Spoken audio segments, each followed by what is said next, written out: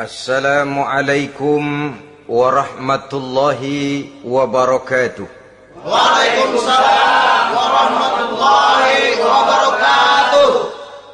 Bismillahirrahmanirrahim. Alhamdulillahi rabbil alamin. Wassalatu wassalamu ala ashrafil mursalin, imamil muttaqin, sayyidil ghurril muhajjalin, wa ala alihi wa ashabihil mujahidin at-tahirin, amma ba'du.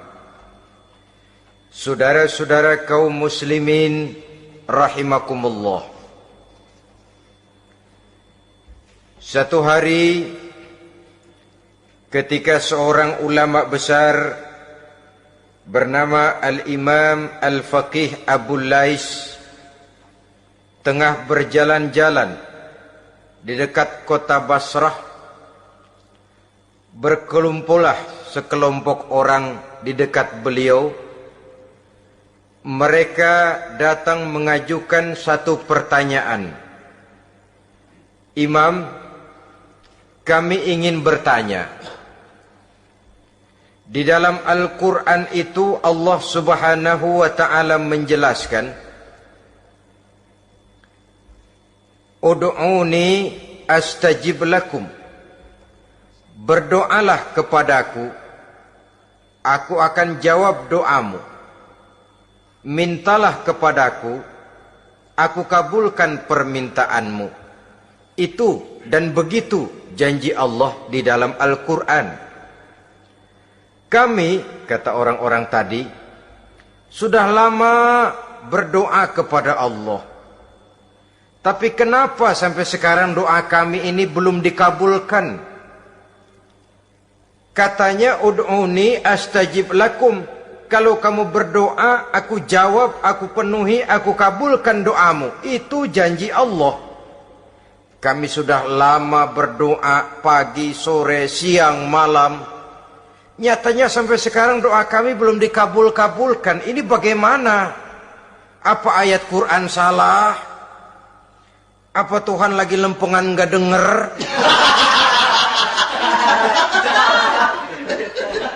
Apa doa kami yang terbalik?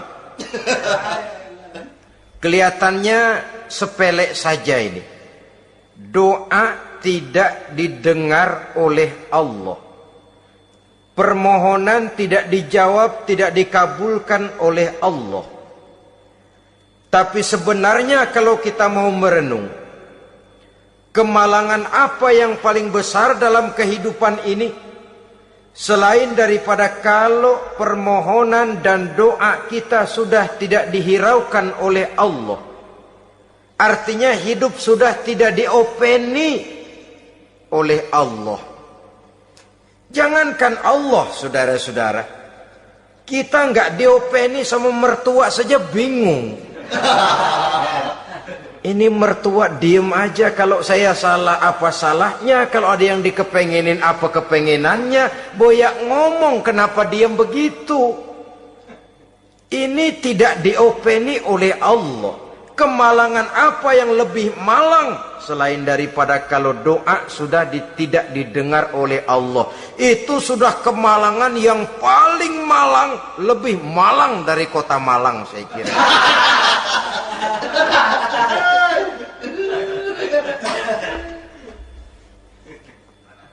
Menghadapi pertanyaan ini, Imam Al-Faqih Abu Lais senyum. Lalu beliau berkata, tuan-tuan, tahu kenapa doa tuan-tuan tidak dijawab, permohonan tidak dikabulkan, Allah sudah tidak memperdulikan tuan-tuan ini? Kami tidak tahu, Imam, maka kami bertanya. Begini, hati tuan-tuan itu mati. Dari hati yang mati, channel tidak nyambung kepada Allah. Dari channel yang putus tidak ada getaran strom, bagaimana akan timbul gejala? Hatimu mati, jadi pantas kalau doa tidak dikabulkan, permohonan tidak dipenuhi, doa tidak terjawab, hatimu mati. Saudara-saudara kaum muslimin, dari hati yang mati ini, getaran tidak akan sampai ke hadratullah azza wa jalla. Nah, ini juga satu penyakit yang kita sangat khawatirkan, yaitu apabila hati kita sudah mati selagi jasad masih hidup. Artinya, jadilah kita bangkai berjalan di hadapan Allah Subhanahu wa ta'ala. Sementara kita sangat disibukkan dengan menggali berbagai macam jenis obat penangkal penyakit zahir, dan kita kurang perhatian untuk mencari obat penangkal penyakit batin yang kalau diserang penyakitnya menghancurkan kehidupan abadi di akhirat nanti. Perkembangan ilmu kedokteran nyata benar diikuti dengan perkembangan jenis-jenis penyakit. Makin maju ilmu kedokteran, makin modern penyakit. Ngerti juga rupanya itu penyakit. Dulu kita tidak kenal yang namanya AIDS. Kita tidak tahu yang namanya liver. Kita tidak kenal yang namanya stres. Paling yang banyak cika, masuk angin, dan sebagainya. Tapi baiklah, penyakit-penyakit batin yang menyebabkan hati menjadi mati, dan dari hati yang mati, doa tidak naik, tidak didengarkan oleh Allah Subhanahu wa ta'ala. Nah, kata orang-orang tadi, yang menyebabkan hati kami mati ini apa, Imam? Beliau menjawab, pertama, araftumullaha wa lam tu'tuhu haqqahu. Yang menyebabkan hatimu jadi mati, pertama, kamu kenal benar kepada Allah, tapi haknya untuk disembah, kewajibanmu untuk menyembah, tidak pernah kamu laksanakan. Bagaimana Allah tidak akan jauh dari kita kalau kita tidak akan mengadakan pendekatan kepadanya. Dan pendekatan kepada Allah hanya bisa kita tempuh melalui jalur kegiatan ritual ibadah. Allah akan terlalu jauh apabila kita hanya membicarakannya lewat filsafat dan renungan yang mendalam. Tapi Allah akan dekat dan terasa hadir dalam hidup apabila kita dekati ia dengan pelaksanaan ibadah kepadanya. Kamu kenal Allah, tapi hakmu untuk menyembah, kewajibanmu untuk menyembah, haknya untuk disembah, tidak pernah kamu laksanakan. Kalau soal Allah, kita kenal bukan main. Bahkan tidak hanya kita mengajarkan kenal juga kepada anak-anak kita. Kalau ditanya siapa pencipta matahari, bulan dan bintang, Allah. Siapa pencipta lautan, gunung, hutan belantara dan sungai-sungai? Allah. Siapa pencipta bumi, matahari dan sebagainya? Allah. Sembahyang apa enggak? Bagaimana nanti?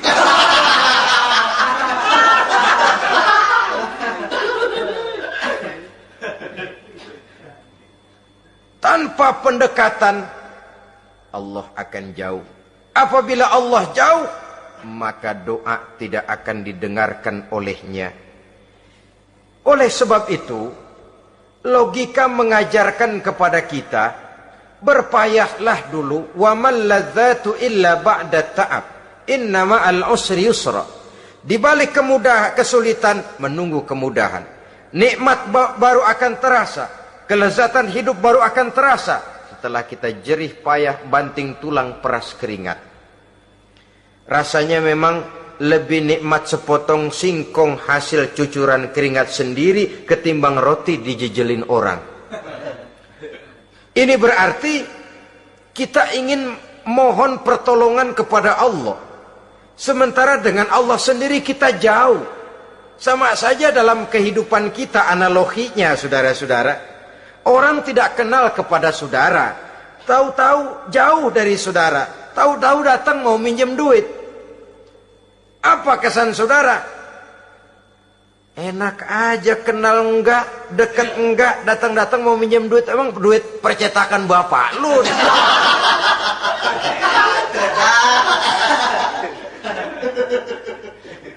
Sedangkan yang kita kenal, sedangkan yang kita bertemu tiap hari, Sedangkan yang sering datang ke tempat kita, kalau satu saat dia pinjam duit, toh kita kadang-kadang masih mikir. Apalagi datang nggak pernah, berkunjung nggak pernah, ngobrol nggak pernah. Apalagi kenal juga nggak pernah, datang-datang mau minta. Macam apa? Datang nemuin Tuhan setahun 2 kali. Idul Fitri, doa mau Idul Adha. Doa cerewet banget. Apa aja diminta. Saudara hadirin, bagaimana doa akan kabul, permohonan akan dijawab? Jikalau kita jauh dari Allah, kita kenal Allah, haknya untuk disembah, kewajibannya untuk menyembah, tidak pernah kita laksanakan. Itu yang menyebabkan hati kita lalu menjadi mati. Padahal mengenal Allah, setelah mengenalnya, mengadakan pendekatan kepadanya melalui ritual ibadah yang dicontohkan oleh Rasulullah Sallallahu Alaihi Wasallam. Ini hal pertama yang menyebabkan hati jadi mati. Kamu terlalu kenal Allah, tapi tidak pernah menyembah kepadanya. Sama aja orang kerja kagak, habis bulan mau minta gaji. Karena kita jitak palanya. Macam apa? Kerja enggak, tahu-tahu datang mau minta gaji. Kerja dulu yang baik, habis bulan baru enggak diminta pun memang sudah ada jatahnya. Ibadah dulu kita kepada Allah. Soal Allah memberikan karunia kepada kita, itu hak Allah. Apabila kita dekat dengannya, ibadah yang kita laksanakan benar, karunia itu akan datang kepada kita. Saudara-saudara, yang kedua yang menyebabkan hati jadi mati, qara'tumul Qur'an walam ta'malu bih. Kamu baca Al-Qur'an tapi ajarannya tidak pernah kamu amalkan. Kamu baca Quran tapi isinya kamu injak-injak. Sehingga ada peringatan dari Rasul Sallallahu Alaihi Wasallam. Beliau bersabda, "Iza azzamat ummatid dunya wa fi riwayatin dinaron wa dirhaman nuzi'at minha haibatul Islam. Wa iza turikatil amru bil ma'rufi wan nahyu 'anil munkari hurimat 'alaihim barakatul wahyi. Wa iza tasabat ummati saqatat min 'ainillah." 3 peringatan keras, tapi yang merupakan gejala penyakit kita umat Islam diperingatkan oleh Nabi kita. Pertama, iza azzamat ummatid dunya. Apabila umatku telah terlalu mengagung-agungkan dunia, apabila umatku telah jatuh menjadi umat yang materialistis, segalanya diukur dari sudut keduniaan saja, nuzi'at minha haibatul Islam, maka akan dicabutlah dari mereka kehebatan agama Islam. Hilang kehebatan Islam apabila kita jatuh menjadi umat pengagung dunia, penyembah materi. Nilai kita, keberadaan kita tidak dihargai orang lain. Orang memandang kita remeh saja. Orang Islam gak ada apa-apanya, bayar aja. Bisa dibeli, bisa diatur, bisa dikerjain, garap saja. Nuzi'at minha haibatul Islam, hilang dari mereka kehebatan Islam ini. Kenapa? Mereka telah mengagungkan dunia dan menjadikannya sebagai tujuan. Padahal dunia cuma alat, materi cuma alat, harta cuma alat. Yang kedua, wa iza turikatil amru bil ma'rufi wan nahyu 'anil munkari hurimat 'alaihim barakatul wahyi. Apabila telah ditinggalkan amar ma'ruf dan nahi munkar, maka hilanglah keberkahan wahyu. Ini yang ada hubungannya dengan masalah kita. Kita baca Quran, kita tidak amalkan isinya. Bagaimana hati tidak jadi mati? Amar ma'ruf dan nahi munkar ditinggalkan orang, hilang keberkahan wahyu. Pada saat itu boleh jadi Quran ada, tapi cuma tinggal tulisan saja. Islam ada, cuma tinggal sekedar nama saja. Diseminarkan, disemposiumkan, dimuktamarkan, tapi tidak dijabarkan dalam kehidupan sehari-hari. Apabila amar ma'ruf dan nahi munkar telah ditinggalkan orang, hilang keberkahan Quran itu. Akibatnya apa? Apabila amar ma'ruf tidak lagi digalakkan orang, nahi munkar tidak dilaksanakan orang, lalu orang menilai sesuatu menurut seleranya sendiri. Mana yang ma'ruf, mana yang munkar, tidak ada lagi patokan utama. Kalau baik kata otaknya, dia kerjakan. Tidak baik menurut otaknya, dia tinggalkan. Agamanya adalah otak, berhalanya adalah akal. Akhirnya umat kehilangan pedoman. Tidak lagi jelas mana batas yang ma'ruf, mana batas yang munkar. Dalam kondisi sedemikian, akhirnya akan terjadi penjungkiran nilai. Paling celaka nantinya, yang ma'ruf malah dianggap munkar, yang munkar malah menjadi ma'ruf. Peringatan ketiga dari Nabi, wa iza tasabat ummati saqatat min ainillah. Apabila umatku sudah saling berbantahan, apabila umatku sudah saling caci memaki, saqatat min ainillah, jatuhlah mereka dalam pandangan Allah Subhanahu wa taala. Hilang wibawa umat yang sudah saling mencaci maki, saling menjatuhkan, saling gasak, gesek, gosok. Justru agama menganjurkan kita ini saling asah, asih, asuh. Kadang yang kita praktekkan, kita ini saling gasak. Yang kedua, saling gesek. Yang ketiga, saling gosok. Gasak, gesek, gosok. Kacau kita ini. Saling gasak, menjegal kawan seiring, menggunting dalam lipatan. Saling gosok, fitnah sana, fitnah sini. Saling gesek, sikut kiri, sikut kanan. Tidak peduli orang lain luka dan sebagainya. Yang penting dia bisa nangkring. Jatuh kita dalam pandangan Allah apabila umat sudah saling mencaci maki. Maka kita kembali kepada persoalan, hal kedua yang menyebabkan hati jadi mati, qara'tumul Qur'an walam ta'malu bih. Kita baca Al-Quran, tapi ajarannya nyaris tidak kita amalkan di dalam kehidupan kita. Akibatnya hati lalu jadi mati. Itu yang kedua. Yang ketiga, yang menyebabkan hati jadi mati dan doa tidak terjawab, idda'aitum annakum min ummati Muhammadin sallallahu alaihi wasallam walam ta'malu bisunnatihi. Kamu mengaku, kamu memproklamirkan diri sebagai umatnya Nabi Muhammad, tapi sunnahnya tidak pernah kamu amalkan. Malahan perkembangan paling akhir, bukan saja tidak mau mengamalkan sunnah, malah mengingkari sunnah. Inna lillahi wa inna ilaihi raji'un. Oh, Nabi Muhammad itu manusia biasa seperti kita. Sebagai manusia dia bisa salah. Dan ternyata hadis banyak yang palsu. Yang otentik cuma Quran. Selebihnya adalah sejarah. Tidak ada itu sunnah. Langsung saja kepada Quran. Oh, hadis itu bukan sumber hukum. Oh, tidak perlu mengamalkan sunnah.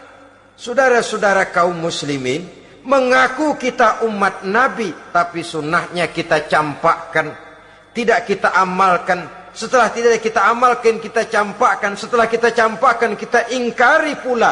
Inna lillahi wa inna ilaihi raji'un. Bagaimana hati tidak jadi mati? Kalau siang malam kita memproklamirkan diri sebagai umat Nabi Muhammad, sementara sunnahnya kita campakkan, kita abaikan, dan kita ingkari dia, sunnah itu. Padahal, jikalau sekarang kita mengenal Islam, jikalau kita sekarang ngerti halal haram, tahu hak batil, bisa memilah dan memilih antara yang ma'ruf dengan yang munkar, itu utamanya adalah karena jasa Nabi Muhammad sallallahu alaihi wasallam.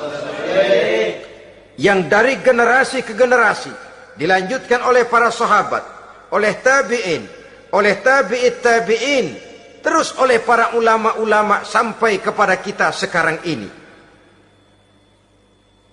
Walaupun beliau hanya berfungsi sebagai penyampai, tapi kepribadiannya dijadikan model oleh Allah Subhanahu wa taala di dalam kita melaksanakan kehidupan beragama. Bahwa beliau manusia seperti kita, memang dalam arti unsur biologisnya ya manusia, punya darah, punya daging, punya hati, punya perasaan, bisa sedih, bisa gembira. Tetapi beliau itu termasuk basyarun la kal basyar, manusia yang tidak seperti manusia pada umumnya, punya spesifik, dan itu wajar sebagai seorang rasul pilihan Allah, apalagi merupakan rasul pilihan dari sekian puluh pilihan. Bahwa jamrud itu batu memang, tapi nilainya kan berbeda dengan batu kolar. Satu truk batu kolar dengan barangkali segenggam batu jamrud, nilainya tentu jauh lebih mahal batu jamrud.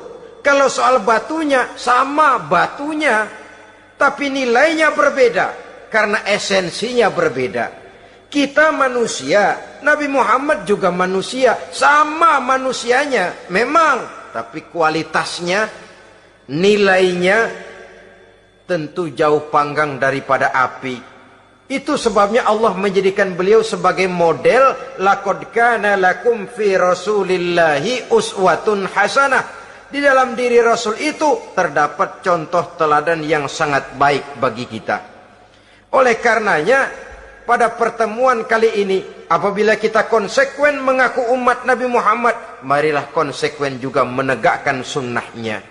3. Yang keempat, yang menyebabkan hati jadi mati dan doa tidak terjawab, akaltum ni'mata rabbikum walam tashkurulah. Tiap hari kamu makan nikmat Tuhanmu, tapi kamu tidak pernah mau bersyukur kepadanya, kepada Allah Subhanahu wa ta'ala. Nikmat Tuhan kita doyan banget. Tidak pernah sehari dan sesaat pun terlepas diri dan hidup ini dari nikmat-nikmat yang diberikan Allah. Sejak kita bangun tidur sampai tidur kembali, bahkan tidur itu sendiri, di pasar, di sawah, di kantor, dimanapun kita berada, nggak pernah nikmat Allah berhenti. Hidup kita dalam alam diberikan segala fasilitas untuk menunjang kehidupan. Gak pernah Allah pasang pajak matahari. Gak pernah Allah pasang pajak gas udara. Nikmat-nikmat yang banyak itu tiap hari kita kecap, tiap hari kita nikmati. Tapi kita tidak pandai bersyukur. Padahal Allah memberikan peringatan keras dalam hadis qudsinya. Man lam yashkur ala na'mai walam yasbir ala balai falyakhruj min tahti samai wal yatlub rabban siwaya. Siapa yang tidak mau bersyukur terhadap nikmat yang aku berikan kepadanya dan tidak mau bersabar terhadap ujian yang aku berikan kepadanya, silahkan keluar saja dari kolong langit ini dan cari Tuhan selain aku. Diusir oleh Allah. Kalau orang tidak mau bersyukur terhadap nikmat yang aku berikan dan tidak mau bersabar terhadap ujian yang aku timpakan, keluar dari kolong langitku, keluar, cari Tuhan selain aku. Diusir. Lah yang ngusir Allah. Anak sekarang bilang mau ke Menong.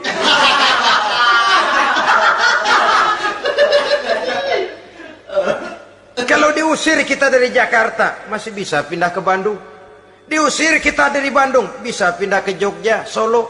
Diusir kita dari Indonesia, bisa pindah ke Singapura, Malaysia. Diusir dari kolong langit, mau cari langit mana lagi? Kalau kau tidak mau mensyukuri nikmatku, tidak sabar terhadap ujian yang aku berikan kepadamu, keluar saja, keluar dari kolong langitku ini, cari Tuhan selain aku. Kalau istilah kita mah Tuhan, udah jengkel banget udah itu. Nikmatku, yang nikmat yang aku berikan kau makan, tapi kepadaku engkau tidak pernah mau bersyukur. Saudara-saudara kaum muslimin rahimakumullah, wajar. Kita dulunya tidak ada, sekarang ada, nikmat. Susunan biologis manusiawi kita demikian cantik, nikmat. Tinggal di bumi, fasilitas yang kita perlukan disediakan, tinggal kemampuan kita mengelolanya. Nikmat. Diberikan kita otak yang membedakan kita dengan binatang, nikmat. Diberikan kita agama, diutus para rasul untuk jadi model dalam kehidupan kita, nikmat. Kalau cara kita emang kurang apa sih? Apa yang kurang, hei manusia? Engkau tidak ada, aku adakan. Kalau aku perintahkan kau tinggal di bulan, mungkin kau tidak akan sanggup hidup. Begitu lahir juga kelepek-kelepek habis. Ya nggak ada HO2 toh di bulan, mau ngisap apa? Aku perintahkan tinggal di permukaan bumi. Alamnya indah, fasilitas serba menunjang. Nikmati semuanya, semuanya untuk kamu, semuanya. Satu pintaku, syukuri nikmat yang aku berikan kepadamu. Ya bukan cuma syukur dalam ucapan, syukur dalam perbuatan. Banyak nikmat yang diterima, makin banyak dia sujud, makin banyak dia ruku, makin banyak dia mengadakan pendekatan kepada Allah. Syukur dalam artian berupa tindakan dan perbuatan, mempergunakan nikmat sesuai dengan kehendak yang memberikan nikmat itu sendiri kepada kita. Saudara-saudara kaum muslimin rahimakumullah, ini penyakit yang keempat. Kamu makan nikmat Tuhanmu, tapi kamu tidak pernah pandai bersyukur kepadanya, mensyukuri nikmat yang diberikan tadi. Bagaimana hati tidak jadi mati? Kita sibuk mempersolek jasmani, mencari obat penangkal penyakit zahir. Maka yang ramai di zaman sekarang, saudara lihat, salon, fitness, senam, macam-macam jenis. Tidak ada salahnya dan tidak ada jeleknya. Tapi kalau itu sampai melupakan kita kepada memperindah batin, memperbaiki jiwa, artinya bukankah kita perlahan tapi mempersiapkan diri menjadi bangkai berjalan di hadapan Allah. Dengan operasi plastik, yang pesek jadi mancung, yang sipit jadi belok, kulit keriput jadi kencang, pipi terlalu cekung bisa diatur.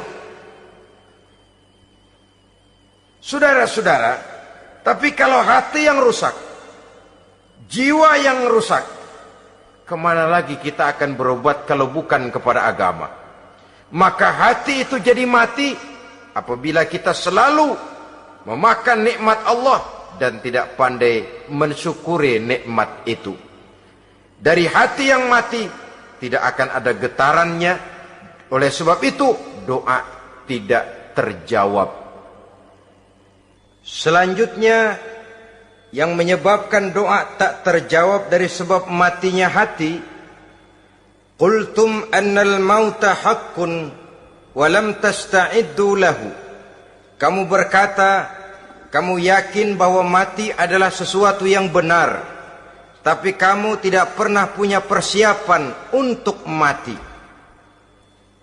Padahal menurut logika, orang yang akan bepergian jauh tentu dia harus mempunyai bekal yang cukup. Semakin jauh jarak perjalanan yang akan ditempuhnya, semakin banyak perbekalan yang harus dibawanya. Dahulu, seketika beberapa jamaah dari Yaman akan melaksanakan ibadah haji dengan nekat, mereka berprinsip, pokoknya kan berangkat haji jadi tamunya Allah, nanti Allah yang akan ngelayanin. Mereka nekat, modal badan doang berangkat. Diadukan kepada baginda Rasul, lalu turun peringatan dari Allah, wa tazawwadu fa inna khairaz zadi taqwa. Jangan begitu, bawa bekal, sesungguhnya bekal yang paling baik adalah takwa. bahwa berangkat dengan bekal takwa itu bekal yang paling utama, tapi bekal-bekal yang lain pun jangan diabaikan. Kalau kita akan berangkat untuk tujuan yang baik, bekal yang paling utama memang takwa, tapi tidak berarti harus mengabaikan bekal-bekal yang lain. Begitulah, semakin jauh perjalanan yang akan kita tempuh, semakin banyak bekal yang harus kita hadapi. Kalau saudara mau pergi ke Surabaya, tidak membawa bekal kemudian berani berangkat, rasanya sih saya pikir itu bukan berani, nekat namanya. Sama saja orang belum pernah sembahyang mati, nekat tuh orang, berani amat. Belum berbuat kebaikan barang sedikit pun sudah mati, nekat namanya itu. Sama saja tadi, nggak bawa bekal apa-apa berangkat ke Surabaya. Sampai Surabaya belum tentu, sengsara udah jelas. Belum punya bekal yang baik sudah mati. Sampai ke surga belum tentu, tapi kebelangsak dan sengsara rasa-rasanya pasti itu. Oleh karena itu, kalau kita yakin mati sesuatu yang benar, sesuatu yang pasti datang menimpa, maka hendaklah kita mempersiapkan bekal. Kemudian idda'aitumun najata minan nar wa ramaitum fiha anfusakum. Kamu memproklamirkan diri ingin selamat dari neraka, tapi kamu lemparkan dirimu ke dalam neraka. Bagaimanapun bajingannya bajingan, kalau ditanya ente mau masuk neraka enggak? Jawabannya pasti enggak. Itu pasti. Perbuatannya sendiri yang melemparkan dirinya ke dalam neraka, membiarkan dirinya berlarut-larut, bertimbun-timbun dalam dosa dan kesalahan, dan tidak akan ada niatan untuk memperbaiki diri. Hanyut di meja judi, habis ditelan minuman keras, fitnah sana, fitnah sini, hasud sana, hasud sini. Padahal mulutnya ingin selamat dari neraka, perbuatannya malah melemparkan dirinya ke dalam api neraka. Tidak ada orang yang lebih sayang kepada diri kita selain kita sendiri. Dan menyayangi diri itu tidak cuma dengan memandikannya sehari 3 kali, memakaikannya parfum dengan segala macam merek, memakai sabun yang wangi-wangi, minyak yang harum-harum. Lebih daripada itu, jaga dan sayangi diri. Jangan jatuhkan dia ke dalam perbuatan-perbuatan yang bisa menjerumuskan diri itu ke dalam neraka.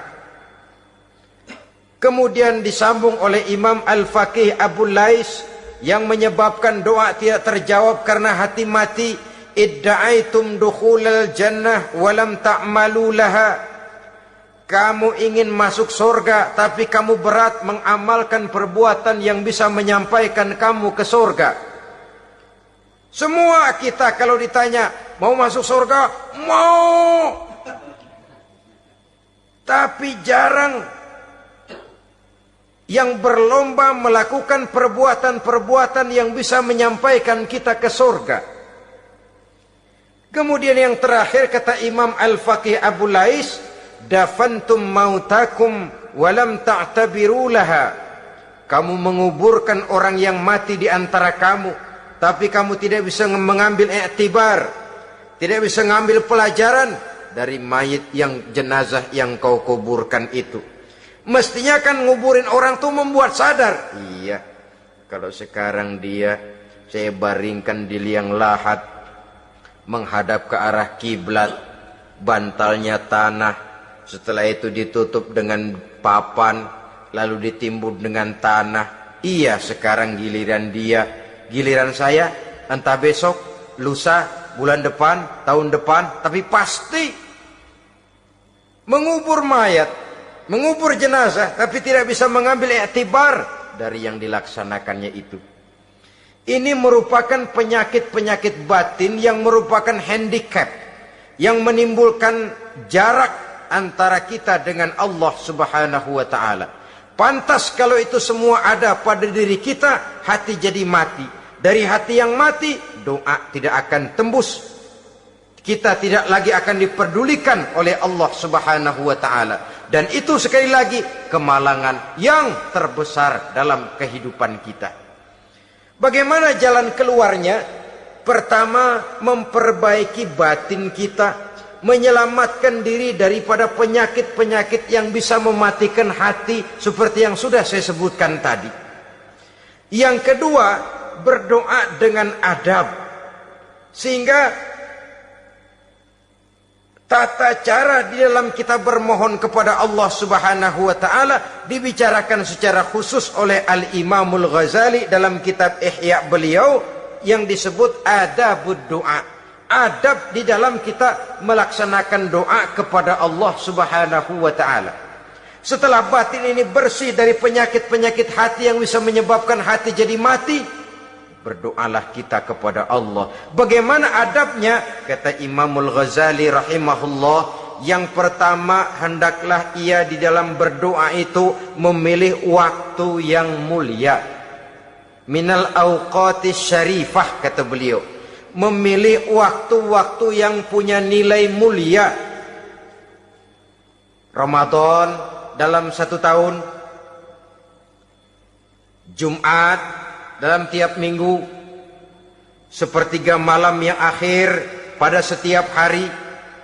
Waktu-waktu yang punya nilai mulia. Walaupun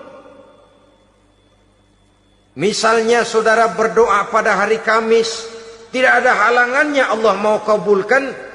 Ini tidak berarti bahwa kalau sudah berdoa hari Jumat lalu hari Kamis tidak mau berdoa, tidak. Lebih memilih mengintai waktu-waktu yang punya nilai mulia. Lailatul Qadar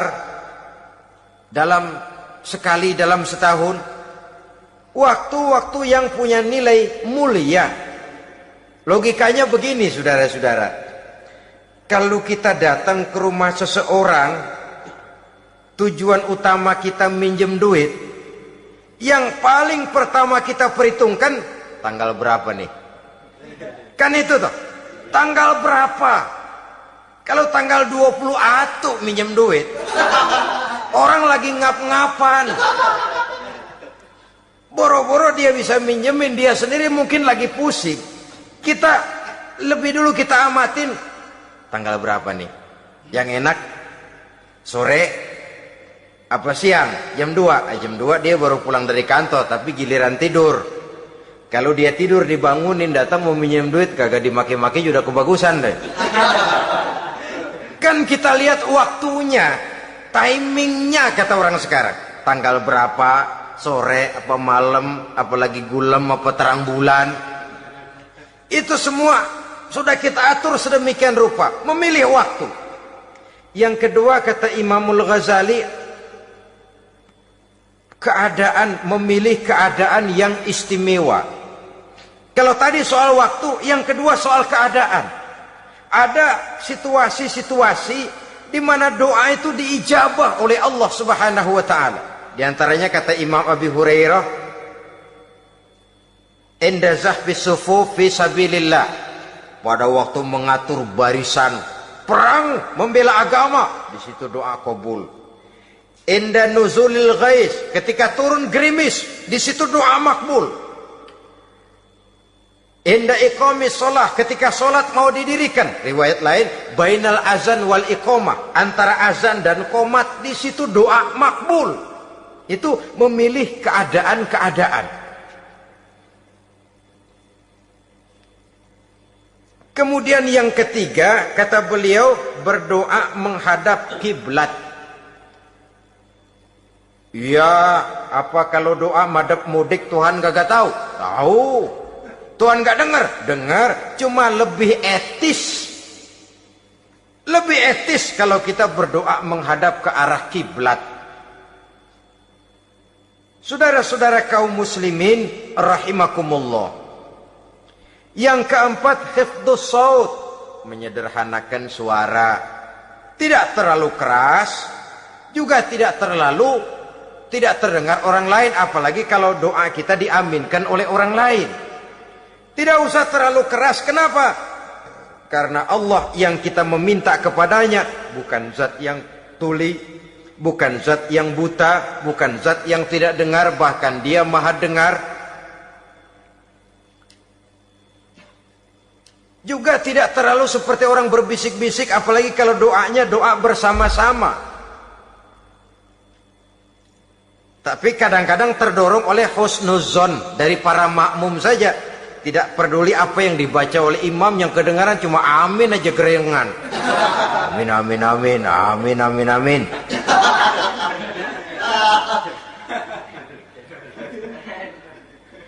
Juga tidak terlalu keras, seperti orang berdoa, seperti orang pidato. Saudara-saudara kaum muslimin rahimakumullah. Yang kelima, alla yatakallafa saja' fid du'a.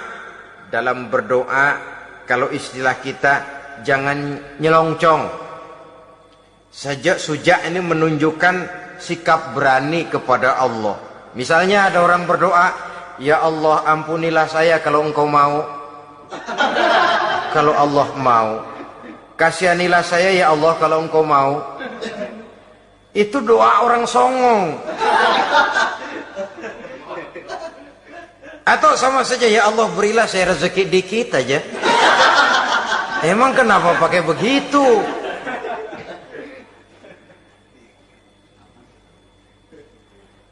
Allah yatakallafa saja fid du'a. Yang keenam kata Imamul Ghazali, at-tadarru' wal khusyu'. Dengan tadarru' dan khusyu', dengan sikap tawadu, benar-benar ya seperti kita lah kalau datang memang menghajatkan pertolongan dari seseorang, segala action kita atur supaya hajat kita itu kabul, kan begitu. Kadang-kadang istilah orang kalau perlu ngesor mah ngesor dah, yang penting permintaan dikabulkan, gitu saja. Kita lihat sekarang ini, ramai orang bicara soal film-film Parno. Kelihatannya pendatang-pendatang baru, pokoknya asal bisa main dah, bugil ya bugil dah. Yang penting nyohor, bisa tampil. Walaupun dalihnya semua sama, mula-mula cuma iseng. Adegan panas bagaimana? Kalau tuntutan skenario apa boleh buat? Apa boleh buat? Emang nggak bisa milih. Setelah film beredar baru saya juga jijik ngeliat, lah tadi kemana waktu bikin?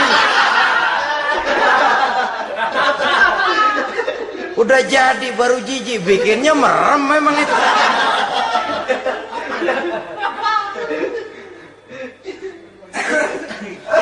Tapi ada satu analogi, asal bisa main, asal bisa tampil di layar, apa saja jadi taruhan sudah. Bugil ya bugil dah, nggak soal dah, pokoknya bisa main, tampil, nyohor, masuk koran.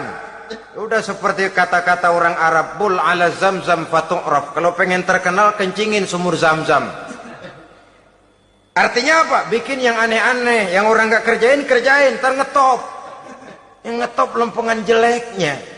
Sumur Zamzam dikencingin, kan nyohor itu. Sedunia orang kenal. Kenapa? Gila.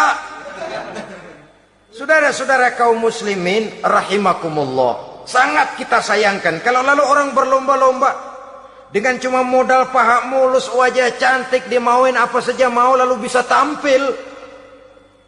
Akibatnya yang jadi korban adalah anak-anak kita. Disuguhi tontonan-tontonan yang meracuni jiwa mereka. Walaupun akibatnya barangkali ya lain, seperti band orkes dengan film memang akibatnya tidak langsung ya. Kalau band orkes akibatnya langsung, dia bisa berantem di tempat lokasi. Film orang nonton tahu dia di tempat itu, bukan di tempat itu dia praktek, pulang jadi pikiran dia. Tadi serem ya, ntar kalau udah kesempatan kita praktek. Ntar ngancemnya itu yang gak enak.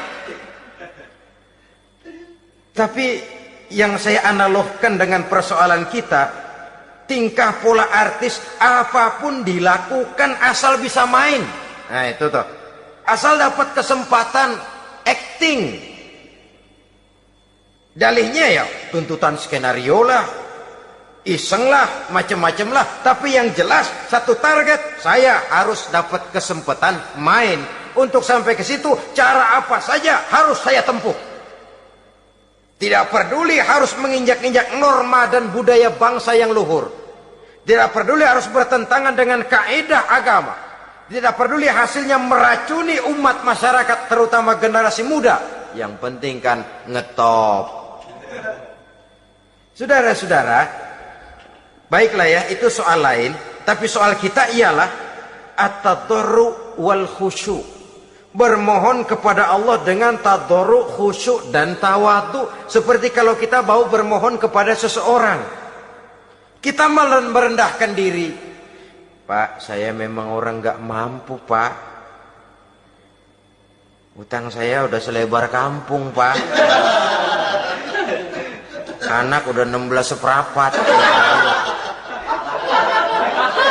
Apa saja kita meratap, menghibah, mengeluh, merintih.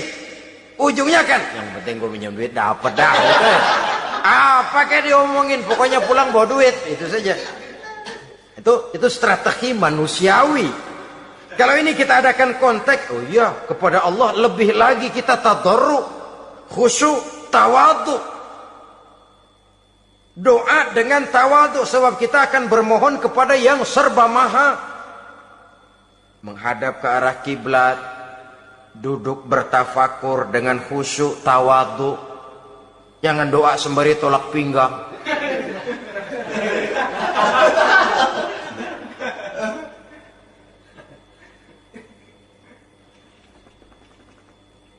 Yang ketujuh, kata Imamul Ghazali, ayyujzimad du'a wa yuqina bil ijabah.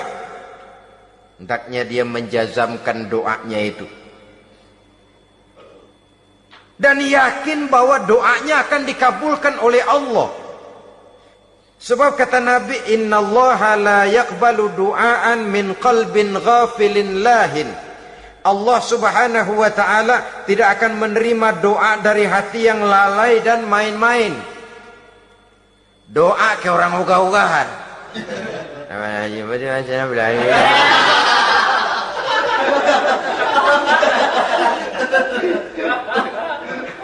Kali malaikat nyongok dong, lu minta apa lu?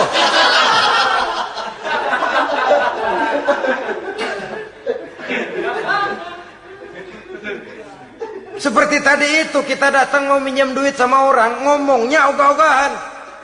Minjem duitnya dikasih syukur, enggak ya udah. Ya enggak dah, enggak dikasih sudah. Kenapa? Mintanya begitu. Enggak serius dan enggak yakin bahwa doanya akan dikabulkan. Kalau kita sudah punya keyakinan, jangan-jangan doa saya enggak diterima Allah. Enggak. Kata Allah, ana inda zanni abdi bi. Aku sih bagaimana menurut sangka hambaku kepadaku saja. Kalau sangkanya baik, aku baik. Kalau sangkanya doanya dikabulkan, aku kabulkan. So itu doa harus dengan pasti dan harus dengan yakin doa itu akan dikabulkan dan meluruskan harapan, membenarkan cita-cita, meluruskan maksud apabila doa itu dikabulkan oleh Allah Subhanahu wa taala. Saudara-saudara, oleh karenanya jangan doa setengah hati. Jangan berdoa sambil main-main. Apalagi menghadap kiblat dengan dua tangan terangkat sebagaimana dicontohkan oleh Rasulullah sallallahu alaihi wasallam. Bahwa berdoa tanpa mengangkat kedua tangan pun Allah tahu, Allah dengar, tapi kelihatannya kurang serius. Seolah-olah terserah dah Tuhan, mau dikasih ya kasih, enggak ya udah. Seolah-olah kita tidak serius dalam berdoa. Kemudian yang berikutnya kata Imamul Ghazali, ayyaftataha du'a bi dzikrillah fala yabda'u bi su'al. Hendaknya dia mulai berdoa itu dengan menyebut nama Allah, berzikir kepada Allah, fala yabda'u bi su'al, jangan langsung memulai dengan permintaan. Ini tata krama etisnya. Sama juga orang kirim surat, salam sejahtera kami haturkan, padahal mah nggak ada itu juga nggak apa-apa. Itu kan maksud mukaddimah saja. Besar harapan kami semoga Bapak dan sekeluarga di sini pun berada dalam keadaan sehat walafiat. Selanjutnya kami telah dengar dari berbagai teman tentang kedermawanan Bapak, tentang bantuan Bapak di berbagai bidang yang menyangkut sosial pendidikan. Sehubungan dengan itu maka kami bermaksud mengajukan permohonan. Baru masuk itu mah 15 kalimat kesonoin, urusan lain. Intinya sehubungan dengan itu kami bermaksud memohon kepada Bapak. Kita mulai. Salam sejahtera kami haturkan, bersama ini pula kami macam-macam lah. Sama juga seperti tadi itu. Kita datang mau minjem duit. Datang karena kita tahu datang habis bulan. Malam terang bulan. Udaranya sejuk. Ngobrol lah kita. Dapat teh. Apa kabar Pak? Baik. Aduh Bapak sih untung dah Pak. Kayak pemurah lagi. Saya tahu Bapak banyak nyumbang di mana-mana. Di Angon aja tuh orang di Angon.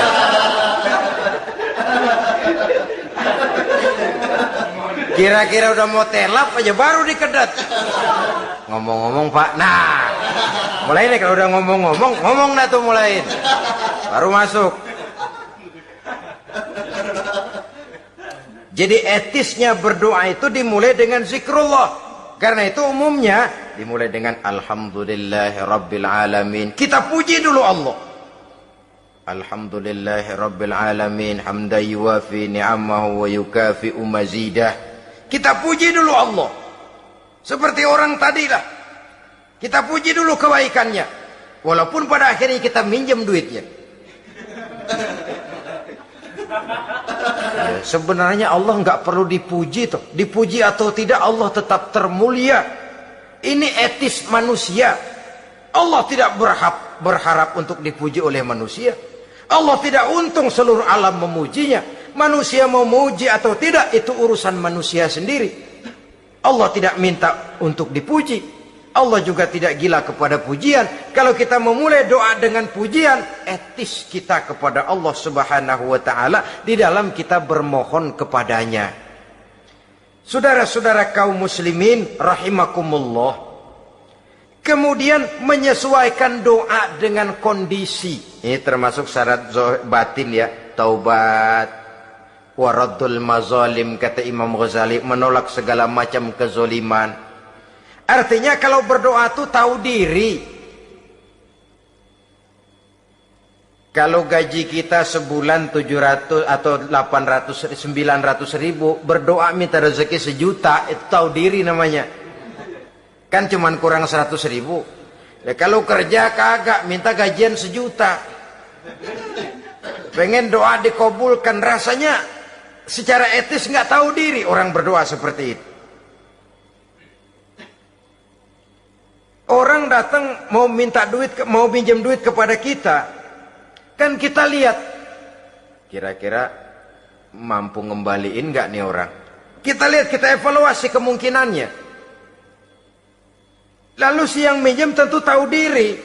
Kalau memang kekuatannya ngembaliin tidak seperti kekuatannya mulangin, hendaknya dia timbang rasa. Begitu juga kepada kita etisnya kepada Allah Subhanahu wa taala. Tahu diri, menyesuaikan doa dengan keadaan. Kalau tidak ada gap terlalu jauh panggang daripada api, nanti nasibnya bagai si pungguk merindukan bulan. Apabila adab-adab di dalam berdoa ini kita perhatikan, sejak dia dari adab yang zahir sampai kepada adab yang batin, kemudian penyakit-penyakit yang membuat hati itu jadi mati, maka insya Allah doa kita dijabah oleh Allah Subhanahu wa ta'ala. Dalam Al-Baqarah ayat 186 Allah Subhanahu wa ta'ala menjelaskan, wa iza sa'alaka ibadi anni fa inni qarib ujibu da'watad da'i iza da'ani falyastajibu li wal yu'minu bi la'allahum yarshudun. Apabila hambaku bertanya kepadamu Muhammad tentang aku, kata Allah, fa inni qarib, katakan kepadanya aku dekat sekali dengan mereka. Ujibu da'watad da'i iza da'ani, aku akan jawab aku kabulkan permohonan orang-orang yang berdoa kepadaku. Falyastajibuli wal yu'minu bi, maka hendaknya mereka juga menjawab panggilanku atas dasar iman kepadaku. La'allahum yarsyudun, semoga dengan ini mereka kelak mendapat petunjuk. Saudara-saudara, Al-Baqarah 186 ini dengan nyata menjelaskan kepada kita, Allah akan menjawab doa, mengabulkan permohonan apabila kita falyastajibuli wal yu'minu bi, juga menjawab panggilan Allah atas dasar beriman kepadanya. Logikanya tadi itu, araftumullaha wa lam tu'tuhu haqqahu. Kita tidak pernah mau menjawab panggilan Allah sementara kita berharap doa kita dijawab oleh Allah. Apa enggak pincang? Apa enggak berat sebelah? Panggilan Allah kita berat memenuhinya, sementara kita sangat berharap agar permohonan kita, seruan kita dikabulkan oleh Allah. Menjawab panggilan Allah atas dasar beriman kepadanya. Kenapa? Ada orang menjawab panggilan bukan berdasarkan iman, tapi karena target lain. Datang sembahyang Jumat paling dulu, target utamanya pulang juga paling dulu nyabet sendal, nyabet sepatu. Menjawabnya iya, tapi tidak karena iman. Jadi apabila kita rajin menjawab panggilan Allah atas dasar beriman kepadanya, maka seruan, permohonan, doa niscaya dikabulkan olehnya. Ini saja, mudah-mudahan ada manfaatnya. Terima kasih atas segala perhatian. Mohon maaf atas segala kekurangan. Usikum wa nafsi bitaqwallah. Wassalamualaikum warahmatullahi wabarakatuh.